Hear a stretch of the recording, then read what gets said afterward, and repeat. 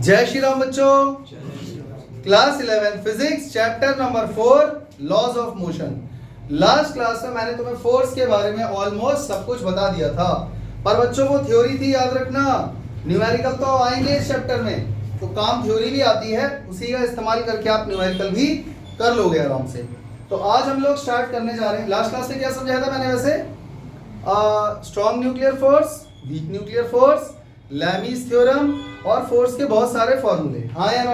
आज हम लोग स्टार्ट करने जा रहे हैं laws of motion, Newton's laws of motion.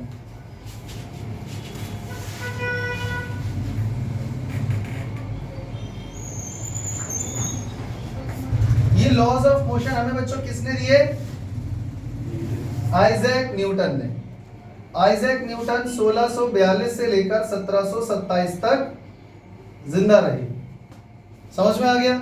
आप गूगल पे जाके चेक करना, ये 3 लॉज न्यूटन के नाम से पेटेंट जरूर है, पर प्राचीन भारत के ग्रंथों में इन तीनों का उल्लेख संस्कृत भाषा में बहुत पहले ही हो चुका था। लेकिन क्योंकि इन लोगों ने भी वो चीजें पढ़ी हैं, Albert Einstein, Nikola Tesla, Isaac Newton, इन्होंने हमारे सारे ये वेद पुराण पढ़े हैं, उनको समझा भी है, डिकोड करा है, और फिर उन्होंने लॉ के फॉर्म में यहाँ पे हमको दिया। आज हमारा ये सिलेबस है, हम उसको पढ़ रहे हैं। समझ गए? वरना अगर देखो, अगर ध्यान से सोचा जाए तो ये लॉ बनाया नहीं गया है भाई। बॉल अगर दीवार पे मारोगे, थर्ड लॉ क्या बोलता है? वापस आती है। तो जब ये लॉ नहीं दिया गया था तब भी काम तो वो चीज कर ही रही थी ना। समझ में आ रहा है? तो फिजिक्स में यही होता है। फिजिक्स में ये है कि चीजें पहले से ही हैं, हम बस उनके होने का कारण ढूंढ रहे हैं कि ऐसा हो क्यों रहा है। समझ में आ गया? तो न्यूटन के फर्स्ट लॉ पर आते हैं बच्चों। First law of motion. कोई मुझे बताएगा न्यूटन का फर्स्ट लॉ ऑफ मोशन क्या है बच्चों? कोई भी बच्चा किसी भी भाषा में बोल सकता है, हिंदी में, इंग्लिश में, जल्दी बोलो। न्यूटन का फर्स्ट लॉ याद नहीं है? अरे हिंदी में बोल दो, 9th में तो पढ़ा ही था। Law of inertia. एक बच्चा बोल रहा है लॉ ऑफ इनर्शिया। सही है गलत है? सही है, कुछ गलत नहीं है। और बताओ।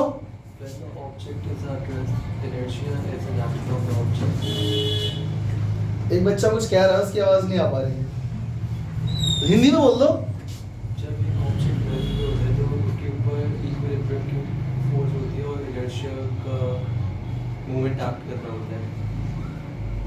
शायद इस बच्चे को पता ही, एक्सप्लेन नहीं कर पा रहा, पर वो कुछ कहना चाह रहा है। देखो, फर्स्ट लॉ बहुत ही आसान है, सिंपल है। फर्स्ट लॉ ऑफ न्यूटन का फर्स्ट लॉ ऑफ मोशन ये कहता है कि अगर कोई ऑब्जेक्ट रेस्ट पर है तो वो इतना आलसी है कि वो रेस्ट पर ही रहना चाहता है। वो मोशन में आना अपने आप तो नहीं चाहता। समझ गए? और अगर कोई ऑब्जेक्ट मोशन में है तो वो मोशन में ही रहना चाहता है, वो रेस्ट पर आना नहीं चाहता है। समझ में आ गया? जब तक कि बाहर से कोई एक्सटर्नल फोर्स ना लगाया जाए, कोई दिक्कत। जैसे ये रेस्ट पर है, ये रेस्ट पर ही रहना चाहता है जब तक कि बाहर से फोर्स ना लगा दिया जाए।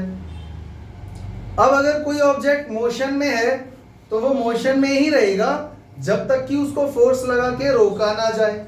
हाँ या ना? अब तुम्हें लग रहा होगा सर गाड़ी तो रुक जाती है अपने आप। अरे भैया, वहां पे भी एक्सटर्नल फोर्स, फ्रिक्शन लग रहा है। अगर बच्चों फ्रिक्शन ना हो तो गाड़ी कभी रुकेगी नहीं। समझ में आ रहा है? वो चलती ही रहेगी। आज आप YouTube पे जाके ना एक वीडियो चेक करना, मुझे मिल गई तो मैं लिंक भेज दूंगा। आपको YouTube पे टाइप करना है टैंकर ऑन ऑयली रोड। मेरी बात समझे? एक वीडियो आएगी छोटी सी, आप खुद सर्च कर लेना। एक थोड़ा स्लोप है, नीचे ढलान है, उसमें पूरे पे ऑयल लगा हुआ है। ऑयल समझ रहे हो? तेल लगा हुआ है। तेल फैल गया है किसी टैंकर का। लोग मना कर रहे हैं भाई उधर मत जाओ, पर वो गाड़ी वाला मान नहीं रहा है। वो कह रहा है मैं स्टीयरिंग को सीधा रखूंगा और सीधा चलाऊंगा, फिसलने दो थोड़ा तक, यहां से यहां तक तो ऑयल फैला हुआ है, उसके बाद तो मैं चला ही जाऊंगा। समझ रहे हो? ऑयल वाले रीजन में एंटर करते ही गाड़ी के टायर कंट्रोल से बाहर, गाड़ी टेढ़ी मेढ़ी होगी, फिसल रही है, कंट्रोल से बाहर है। जबकि वहां पर भी तो बच्चों अगर वो ब्रेक लगाएगा भी तो ब्रेक लगाने से गाड़ी का पहिया तो रुक जाएगा, पर पहिया सड़क पे तो फिसल ही रहा है ना। और सोचो फिर भी फ्रिक्शन जीरो नहीं हुआ है, तब भी गाड़ी कंट्रोल से बाहर। तो सोचो अगर फ्रिक्शन बिल्कुल ही जीरो हो जाए बच्चों, तब तो गाड़ी रुकेगी ही नहीं, हाँ या ना। और सिर्फ गाड़ी ही नहीं, दुनिया की हर वो चीज जो मोशन में है वो मोशन में ही रहना चाहती है जब तक कि उस पर कोई एक्सटर्नल फोर्स ना लगाया जाए। कोई दिक्कत? समझ में आ गया? इसके अलावा और एक चीज इसमें मैं ऐड कर देता हूं, अगर कोई ऑब्जेक्ट मोशन में है तो वो मोशन में ही रहना चाहता है, but in a straight line, यानी कि ऑब्जेक्ट अपनी डायरेक्शन अपने आप चेंज नहीं कर सकता जब तक कि उसके ऊपर एक्सटर्नल अनबैलेंस्ड फोर्स ना लगाया जाए। कोई दिक्कत? इसी चीज को बोलते हैं इनर्शिया, इसी चीज को बोलते हैं फर्स्ट लॉ ऑफ मोशन। नहीं आया ऐसा समझ में? आ गया?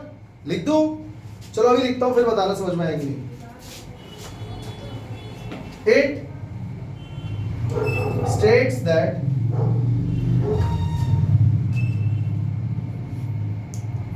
बिल्कुल देहाती भाषा में लिख रहा हूं, आसान भाषा में, इसी में तुम भी लिख दोगे, पूरे नंबर मिलेंगे, ठीक है। वैसे हालांकि इस तरह की चीजें पूछी नहीं जाती, अब बहुत घुमा के एग्जांपल एप्लीकेशन से क्वेश्चन आता है। An object at rest wants to be at rest. An object in motion, and if an object is in motion wants to be in motion in a straight line, अगर motion में है तो बताना पड़ेगा कि वो स्ट्रेट लाइन वाले motion में है। Motion in a straight line until unless an external unbalanced force is applied on it। अब बोलो समझ में आ गया? कोई ऑब्जेक्ट अगर रेस्ट पे है तो रेस्ट पे रहना चाहता है, मोशन में है तो मोशन में रहना चाहता है, मोशन इन स्ट्रेट लाइन में रहना चाहता है जब तक कि उस पर कोई एक्सटर्नल अनबैलेंस फोर्स ना लगे, क्योंकि बैलेंस फोर्स लग जाएगा तब भी वो रेस्ट पे रहेगा। अगर रेस्ट पे है तो अनबैलेंस फोर्स लगना चाहिए, तभी उसकी स्टेट ऑफ मोशन चेंज होगी। समझ में आ गया बच्चों? क्या मैं फर्स्ट लॉ ऑफ मोशन को ऐसे लिख सकता हूं आसान भाषा में, कम शब्दों में? An object does not wants to change its state of motion on its own until unless an external unbalanced force is applied on it। हाँ या ना? मतलब ये सारी कहानी अगर मैं ना लिखूं कि wants to be at rest, if is at rest, if it is in motion, it wants to be in motion, ये सब ना लिख के अगर मैं ये लिख दूं an object does not wants to, नहीं चाहता, does not wants to change its states of motion on its own until unless an external unbalanced force is applied on it, तो क्या ये गलत हो जाएगा? तब भी सही है। समझ में आ गया? तो यहाँ पर हम क्या लिखेंगे? मैं थोड़ा शॉर्ट में लिख रहा हूँ, बोल के मैंने बता दिया है, नोट्स में लिख लेना भाई, ठीक है? सुन के लिख लेना। An object does not wants to change its state of motion on its own until unless an external unbalanced force is applied on it। और इसी चीज को अगर डिटेल में लिखना चाहते हो, देखो एग्जाम में इस तरीके की चीजें पता है क्या लिस्ट लिखी जाती हैं? पहले ये वाला स्टेटमेंट लिख दो, फिर लिख दो इन अदर वर्ड्स उठा के ये लिख दो, फिर भी मन को शांति नहीं मिली और एक्सप्लेन करना चाहते हो, लिख दो we can also say that, फिर एक स्टेटमेंट चालू कर दो। अब आप इसको डिटेल में क्या ही लिखोगे इससे ज्यादा? An object does not wants to change its state of rest, comma state of motion in a straight line on its own until unless and external unbalance forces applied on it, पर वो इसके अंदर आ चुका है। समझ में आ गया बच्चों? फर्स्ट लॉ ऑफ मोशन को आप 3 तरीके से समझ सकते हो। समझ, उससे पहले हम लोग ये समझ लेते हैं इनर्शिया क्या होता है।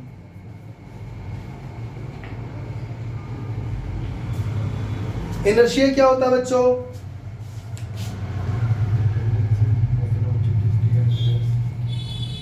इनर्शिया और फर्स्ट लॉ ऑफ मोशन में कोई फर्क नहीं है।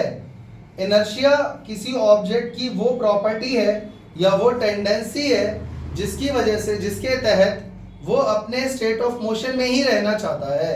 वो जो भी उसका स्टेट ऑफ मोशन है वो उसी को एंजॉय करना चाहता है।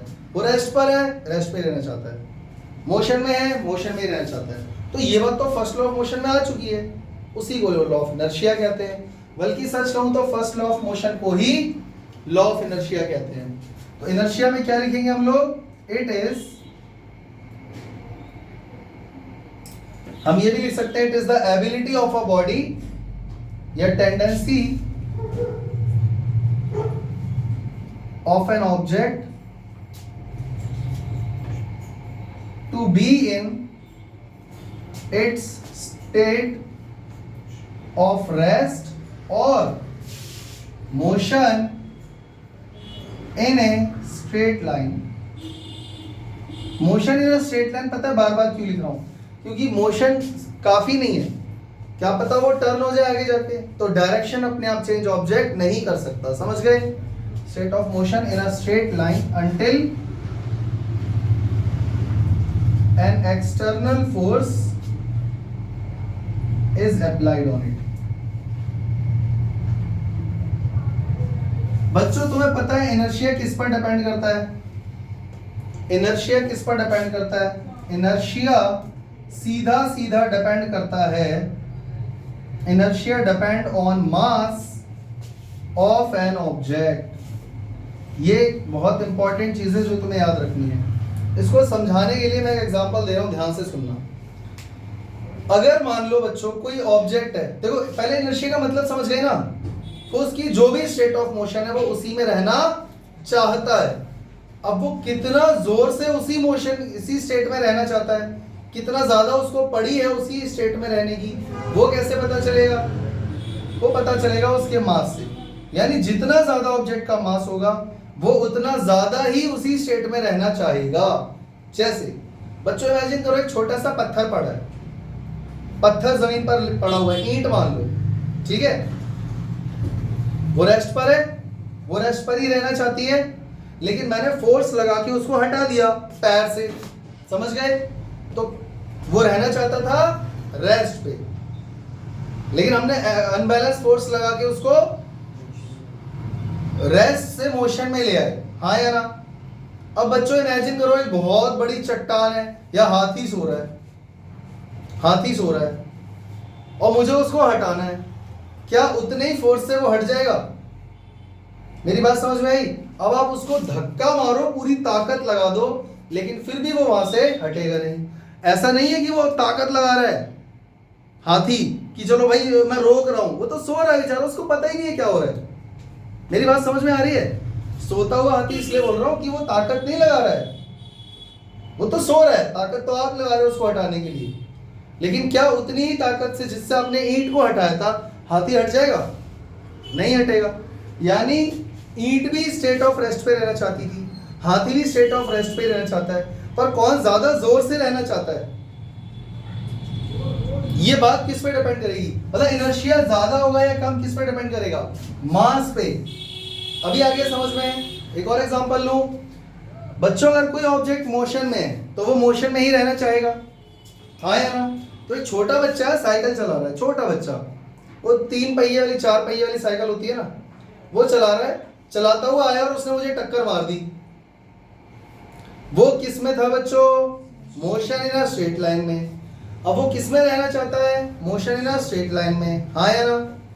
वो अपना स्टेट ऑफ मोशन चेंज करना नहीं चाहता, लेकिन मुझसे टक्कर खा के वो रुक गया और मुझे कुछ नहीं हुआ। समझ में आया? पर वो तो मोशन में ही रहना चाहता था, तो उसका इनर्शिया कितना ज्यादा होगा ये इस बात पर डिपेंड करता है उसका मास कितना ज्यादा है। अब इमेजिन करो एक ट्रक आ रहा है बहुत तेज और आप सामने खड़े हो गए,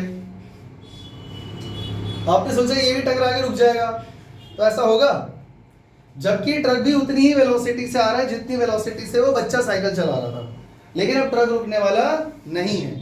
वो इसलिए क्योंकि उसका मास ज्यादा है, उसका मास ज्यादा है तो उसका इनर्शिया ज्यादा है। इनर्शिया ज्यादा का मतलब ये है कि अगर वो मोशन में है तो मोशन में ही रहना चाहता है, उसकी ये वाली टेंडेंसी ज्यादा है इस बात की, क्योंकि उसका मास ज्यादा है। मेरी बात समझ पा रहे हो मैंने क्या बोला?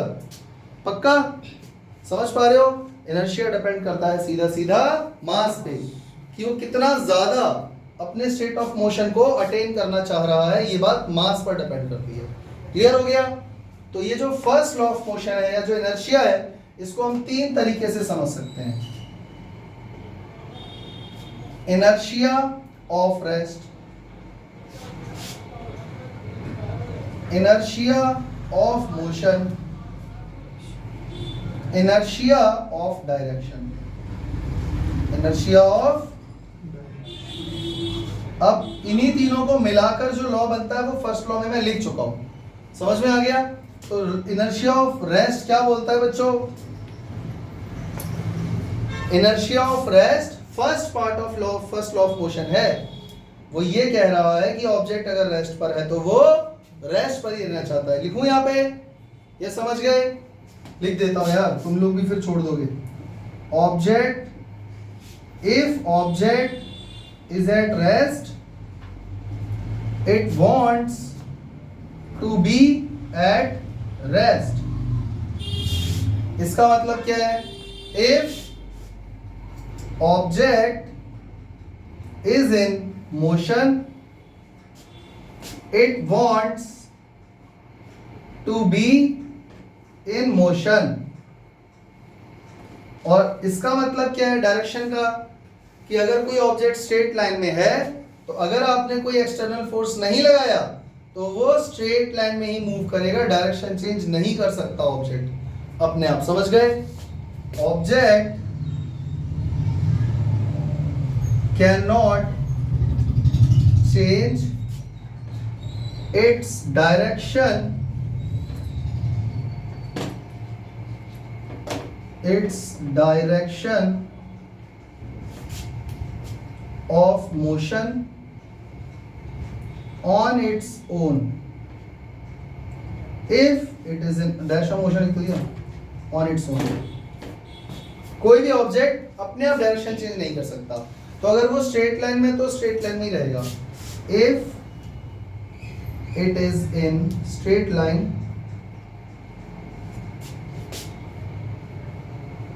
then it remains in straight line। बच्चों मुझे उम्मीद है तुम्हें फर्स्ट लॉ ऑफ मोशन समझ में आ गया होगा। इसके अलावा तुम्हें और सुंदर राइटिंग में और अच्छी भाषा में नोट्स चाहिए तो आपके पास अनेकों पुस्तकें दुनिया में हैं, गूगल पे हजारों करोड़ों नोट्स पड़े हुए हैं, आप वहां से अच्छे अच्छे स्टेटमेंट उठा के लिख सकते हैं। मेरा काम था समझाने का, मैंने आपको समझा दिया। ये जो भी आप भाषा में लिखोगे आपको ये याद रखना है उसमें ये तीनों चीजें इंक्लूड होनी चाहिए। अगर आप फर्स्ट लॉ ऑफ मोशन कहीं भी लिख रहे हो, किसी को समझा रहे हो, उसमें ये तीनों चीजें इंक्लूड होनी चाहिए। कोई दिक्कत? बच्चों इसको और बेहतर तरीके से समझने के लिए एग्जाम्पल लिया जाए, एग्जाम्पल लिया जाए। डेली लाइफ एप्लीकेशन करें शुरू। इसका स्क्रीनशॉट लेके कॉपी में नोट डाउन जरूर कर लेना, ठीक है? तो बच्चों फर्स्ट लॉ को बेहतर तरीके से समझने के लिए हम लोग कुछ डेली लाइफ एप्लीकेशन एग्जांपल ले रहे हैं। डेली लाइफ एग्जांपल्स कह लो या एप्लीकेशन कह लो।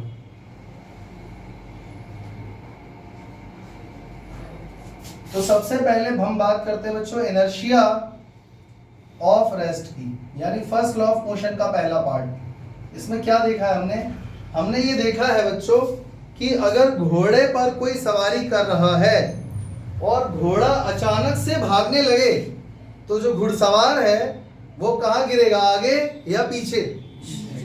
पता है ना? या बस या गाड़ी अचानक से चलने, मेट्रो में ही देख लो, अगर आपने कोई सपोर्ट नहीं पकड़ा है, मेट्रो अचानक से चल पड़ी तो आप पीछे इधर की तरफ गिरना स्टार्ट कर दोगे। हाँ यानी person falls backwards if vehicle, metro लिख दो बच्चों या बस लिख देते हैं, suddenly starts moving.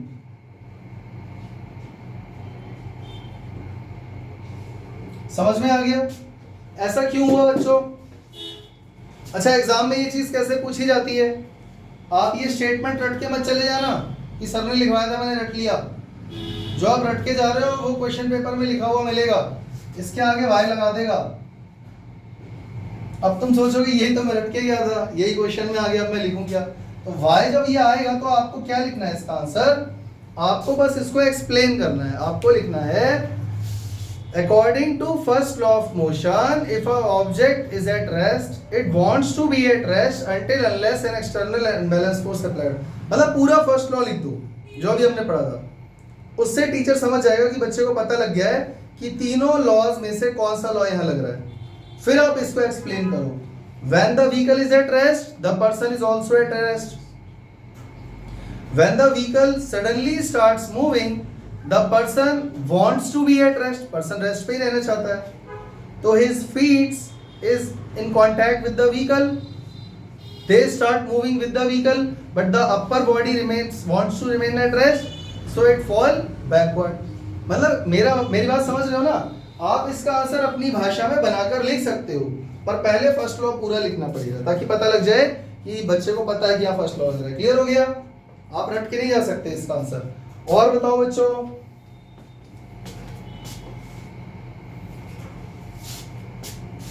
dust is removed from hanging carpet when it is beaten by stick. आपके घर में कोई दरी है, कई दिनों से बिछी हुई है, वो गंदी हो चुकी है, आपने क्या करा, उसको जाके रस्सी पे टांग दिया तार पे, और आप डंडे से उसको मार रहे हो ताकि उसकी धूल हट जाए। होता है ऐसा? जो रजाई या गद्दे बनाते हैं वो भी देखा होगा, डंडे से मारते हैं तो उसमें से धूल निकलती है। ऐसा क्यों होता है बच्चों? देखो ये गद्दा है, समझ में आया?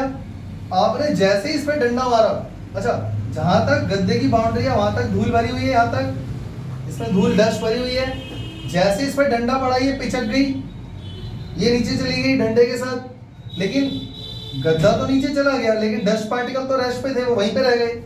समझ में आया? तो इस तरह से जो है डस्ट कारपेट से बाहर आ जाती है। समझ में आ गया? और बताओ बच्चों, when we shake branch of tree,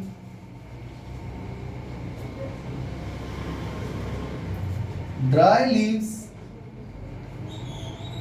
and fruits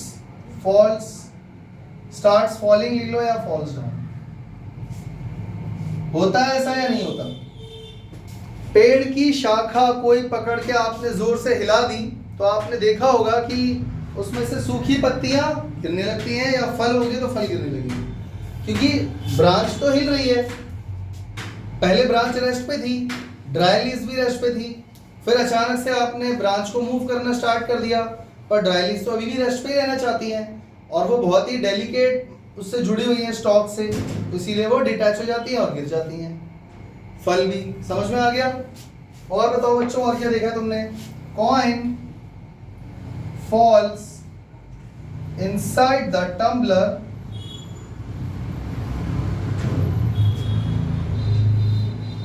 when we hit the card placed on it। मतलब समझ पाए ना मैंने क्या बोला?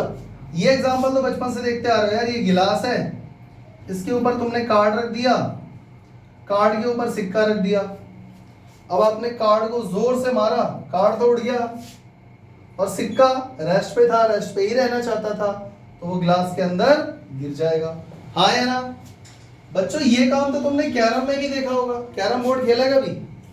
आज की जनरेशन कुछ नहीं खेल रही भाई, फ्री फायर, पबजी और फालतू गेम खेल रही है, वरना असली गेम यही थे भाई मजेदार। कैरम बोर्ड में ये काम तो तुमने किया होगा अगर खेला होगा तो।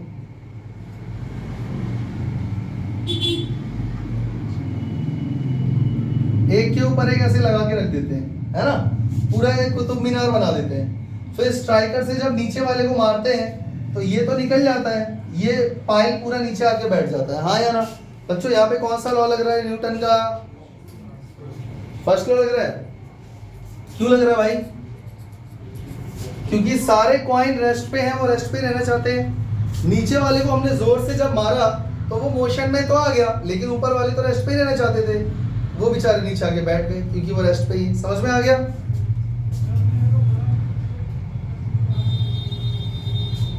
मतलब इसमें हम ये लिख सकते हैं, पाई ऑफ कैरम कॉइन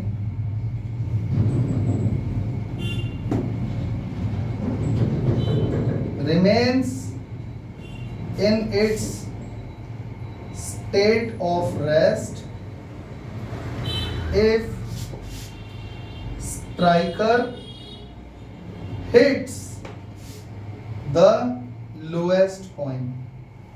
मतलब समझ गए ना मैं क्या कहना चाह रहा हूँ? इसको क्वेश्चन बना करके पूछ सकता है, तो आपको लॉ लिखना है और आपको बताना है वही चीज कि इसको कैसे एक्सप्लेन करोगे, अपनी भाषा में भी लिख सकते हो, कोई दिक्कत? चले आगे। ये हो गया हमारा लॉ ऑफ इनर्शिया। ठीक इसी तरीके से, सॉरी, इनर्शिया ऑफ रेस्ट। इसी तरीके से बच्चों इनर्शिया ऑफ मोशन पे आ जाओ। अगर कोई ऑब्जेक्ट मोशन में है तो वह मोशन में ही रहना चाहता है।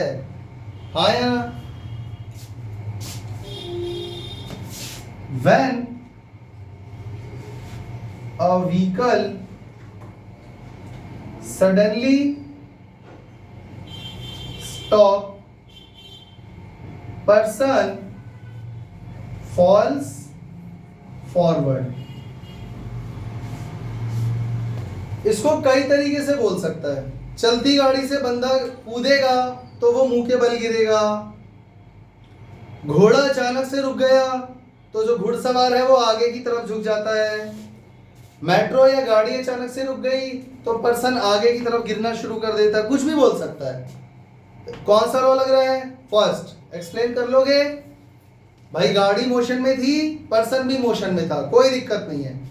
गाड़ी अचानक से रुक गई तो पैर जो हैं हमारे वो गाड़ी के कांटेक्ट में, वो तो रुक गए, लेकिन अपर बॉडी तो मोशन में थी, वो मोशन में ही रहना चाहती है, तो वो आगे की तरफ झुक गई या गिर गए। समझ में आ गया? इसीलिए चलती गाड़ी में सपोर्ट पकड़ के खड़ा होना चाहिए। अच्छा, और बताओ बच्चों example. Person moving out from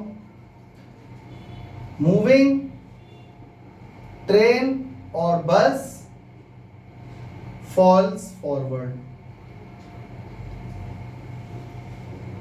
ये भी समझ ही गए होगे। चलती गाड़ी से कूदोगे तो मुंह के बल गिरोगे ऐसे करके। इसीलिए तुमने देखा होगा चलती गाड़ी से जो लोग कूदते हैं वो या तो भागते हुए कूदते हैं कि मोशन में है तो मोशन में ही कंटिन्यू रहे ताकि वो बच जाए, और वैसे ही उल्टा सीधा कूदोगे तो गिरोगे। हाँ या ना? An athlete runs for some distance before taking long jump।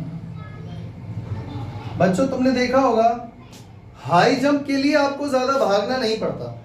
High jump आप खड़े खड़े भी ले सकते हो और थोड़ा सा भी भाग के ले सकते हो, लेकिन अगर आपको लॉन्ग जंप करनी है, लॉन्ग जंप समझते हो, बहुत दूर फांदना है या कूदना है, तो आपने देखा होगा खड़े खड़े तो नहीं कूद सकते बहुत ज्यादा। तो बहुत हाई लॉन्ग जंप के लिए आपको पीछे से भाग कर आना पड़ता है। क्यों भाई? कौन सा लॉ लग रहा है? Law of first law of motion. Person भागता हुआ आएगा, मोशन में है, और वो एक जंप लगाएगा, तो जरा चेक करो जंप उसको ऊपर उछाल रही है,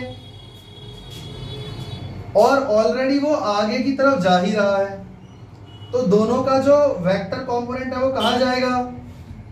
तो वो पर्सन प्रोजेक्टाइल की तरह गिरेगा या नहीं? तो लॉन्ग डिस्टेंस हो गया कि नहीं आया समझ में?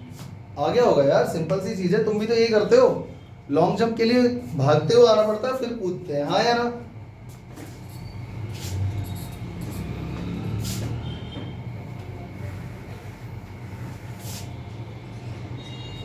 A ball thrown upward in a moving train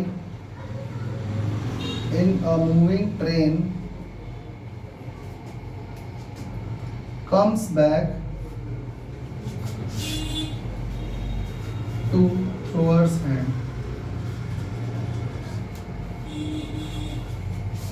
बच्चों मान लो मैं ट्रेन की छत पे कुर्सी लगा के बैठ गया हूं, ध्यान से सुनना, ट्रेन की छत पर कुर्सी को फिक्स कर लिया, बांध लिया है, गिरेगी नहीं, और मैं बैठ गया हूं। अब ट्रेन चल पड़ी बहुत तेज, एयर रेजिस्टेंस को हम यहां पर अज्यूम नहीं कर रहे हैं, एयर रेजिस्टेंस को अज्यूम नहीं करना है, ठीक है? अगर मैं चलती ट्रेन बहुत तेज आगे जा रही है और मैं बॉल को सीधा ऊपर उछालूं तो क्या वो वापस मेरे हाथ में आएगी? देखो ट्रेन की छत पर बैठा हूं, मेरे हाथ में बॉल है, ट्रेन आगे की तरफ जा रही है बहुत तेज, और बॉल को मैंने आगे नहीं फेंका, पीछे भी नहीं फेंका, सीधा ऊपर उछाल दिया ऐसे, और ट्रेन बहुत तेज आगे जा रही है और मैं बैठा हुआ हूं, क्या बॉल वापस मेरे हाथ में सीधा ऊपर जाके वापस मेरे हाथ में आएगी? हाँ या ना? अरे आएगी आएगी आएगी आएगी। पूछो क्यों? देखो कुछ बच्चे सोच रहे होंगे बॉल सर आपने सीधा ऊपर उछाली है, तो बॉल तो ऊपर चली गई, आप ट्रेन तो चली रही है, तो ट्रेन आगे निकल गई, तो आपकी कुर्सी यहाँ चली गई, बॉल नीचे आएगी वापस, तो आपके हाथ में कभी नहीं आएगी, यही लग रहा होगा। कुछ बच्चे सोच रहे होंगे सर आपने बॉल सीधा ऊपर उछाली थी, हवा लग गई उसको एयर रेजिस्टेंस, जो कि यहाँ लगेगा भी, हकीकत में तो देखो एयर रेजिस्टेंस लगेगा और बॉल वापस हाथ में नहीं आएगी, पर अभी हम लोग एयर रेजिस्टेंस को अज्यूम नहीं कर रहे हैं। तो ये जो बॉल है ये वापस हमारे हाथ में आएगी या नहीं, जल्दी बता दो। आएगी। अब क्यों आएगी वो भी देख लो, बताता हूं। बच्चों मुझे ये बताओ, ये ट्रेन है, ये आपकी कुर्सी है, ठीक है? जब आपने बॉल को ऊपर उछाला था तो उसके पास कितने कंपोनेंट थे? एक तो वर्टिकल कंपोनेंट था, हाँ या ना? और क्या बॉल के पास हॉरिजॉन्टल कंपोनेंट नहीं था? भाई v वेलोसिटी से ट्रेन आगे जा रही है, आपकी कुर्सी भी आगे जा रही है, आप भी आगे जा रहे हो, आपके हाथ में बॉल जो है वो भी तो v वेलोसिटी से आगे जा रही है। तो जब आपने ऊपर उछाली तो उसपे कितने कंपोनेंट थे? दो, ऊपर वाला आगे वाला। तो बॉल सीधी ऊपर जा रही है, ऐसे जा रही है, ऐसे, और आपकी कुर्सी भी वक्त के साथ आगे जा रही है, तो बॉल हाथ में आएगी या नहीं आएगी? फिर और तुमने ये सेंटेंस भी नहीं पढ़ा, a ball thrown upward in a moving train comes back to the thrower's hand. समझ गए? कभी ट्रेन के अंदर बैठे हो, इस काम को करने के लिए ट्रेन की छत पे जाने की जरूरत नहीं है, ये काम ट्रेन के अंदर भी हो जाता है। अगर मैं ट्रेन के अंदर बैठा हुआ हूं तब भी तो यही प्रोसेस हो रहा है, तो अंदर बैठ के बॉल ऐसे उछालोगे तो हाथ में ही आएगी ना। वो मैं ऊपर तुम्हें इसलिए ले गया था ताकि तुम मना करो, ताकि मैं तुम्हें समझा सकूं। समझ में आ गया? अगर ट्रेन के अंदर बैठे तब भी ऐसे थोड़ी बॉल उछाली, ट्रेन आगे चली गई, बॉल दूसरे कंपार्टमेंट में किसी के सर पे लग गई, ऐसे थोड़ी होता, आपके हाथ में रहेगी। क्लियर हो गया? चले आगे। तो ये हो गया एग्जांपल तुम्हारा इनर्शिया ऑफ मोशन। कोई दिक्कत? अब डेली लाइफ एग्जांपल में अब हम आते हैं इनर्शिया ऑफ मोशन पे। Inertia of direction.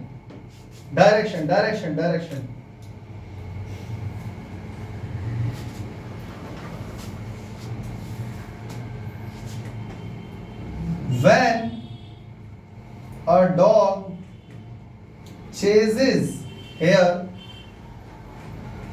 it runs in a zigzag path.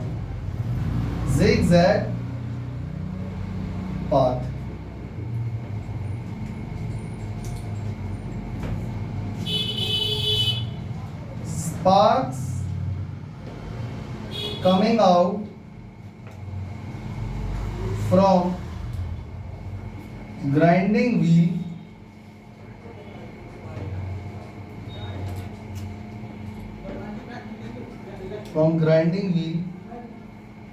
fly off tangentially to the wheels. और एक और एग्जांपल है, अभी मैं तीनों एक्सप्लेन करने जा रहा हूं.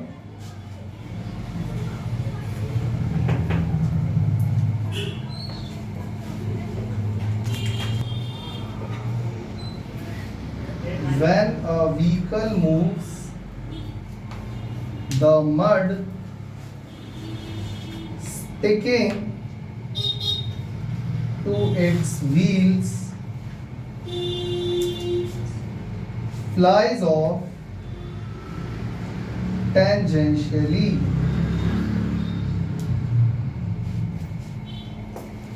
बच्चों, इनर्शिया ऑफ डायरेक्शन होता क्या है पहले ये समझ लो.